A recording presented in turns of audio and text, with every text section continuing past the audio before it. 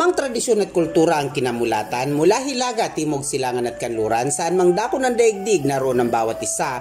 Mula po dito sa Pilipinas, ang inyong pong lingkod, mundo at karunungan ay buong pusong naghahangad na naway ang lahat ay makapamuhay ng ligtas, mapayapa at maunlad. Mapagyamang buhay po mga kamundo. Ayon po sa lumang gabay na pinagtibay ng sinaunang lihim na karunungan at kaalaman ng mga sinaunang Asyano, ang mga taong isinilang o karamihan sa mga taong ipinanganak sa mga petsang 3, 4, 12, 21, 22 at 31 ay taglay ang pagiging matigas ang ulo at matigas ang loob. Ang lumang gabay po ay naglalahad na karamihan sa kanila ay hindi basta-basta nagpapatalo.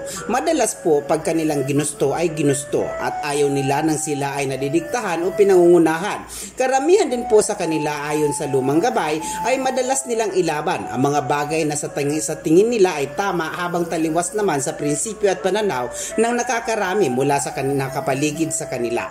Ang sinuunang gabay din po ay naglalahad. Marami po sa kanila ay dadanas ng biglaang malas at biglaang swerte, na ang ibig pong sabihin kapag tinamasan ninyo ang mga biglaang swerte, marapatin ninyong sundan at alalahanin ang inyong kahinaan na nagpapaalalang matutunan ninyong makinig sa ilang makabuluhang payo at makataong patnubay upang hindi kayo laging nag-uumpisa sa buhay. Sapagkat ang mga taong ipinanganak sa mga naturang petsa, kapag marunong makinig sa mga magagandang payo ay nakatakdang magtagumpay sa negosyo, magtagumpay bilang pinuno at inirerespetong individual. Ang lumang gabay din po ay nagbibigay payo, lalong-lalo na sa mga taong isinilang sa mga petsang 4 at 13 or kung may anak o kapatid kayong isinilang sa mga petsang 4 at 13. Pinapayuhan po kayong pumili ng mga taong nais ninyong maging kaibigan o sikapin ninyong ang kaibigan na nais ninyong maging kabahagi ng inyong buhay ay may takot sa Diyos at may paggalang sa kapwa.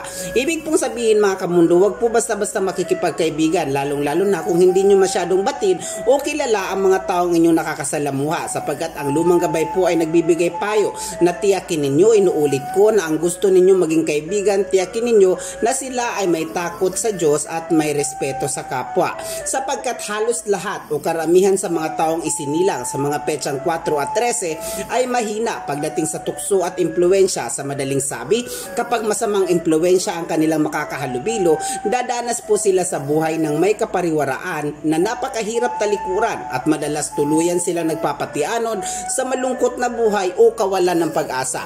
Mga kamundo, lagi po nating tandaan na ang ibinabahagi po ng inyong lingkod ay mga gabay po labang, sapagkat batid naman po nating lahat na tanging Diyos lamang ang may hawak ng katotohanan at siyang makatwirang hahatol o hukom sa mga landasin ng buhay na ating tinahak alinsunod sa inulman nating kapalaran.